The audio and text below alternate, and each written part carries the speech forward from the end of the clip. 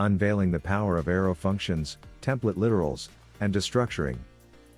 Welcome, future JavaScript wizards, to ES6 Plus Magic.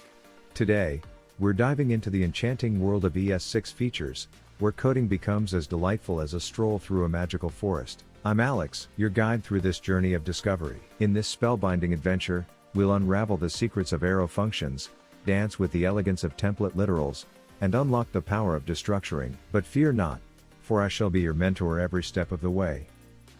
Our first spell is arrow functions. Arrow functions are concise and elegant, perfect for casting spells with fewer lines of code.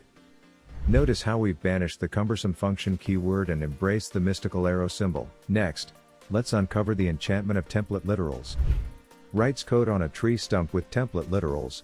We weave spells that seamlessly combine variables and strings. No more concatenation nightmares, just pure, elegant incantations. Now, behold the magic of destructuring.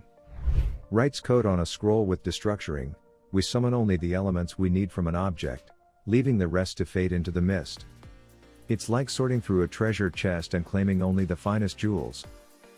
But wait, there's so much more to explore in the realm of ES6+. Spread operator, promises, classes, each a powerful spell waiting to be mastered. Join me in our next adventure as we continue to unravel the mysteries of JavaScript's enchanted realm.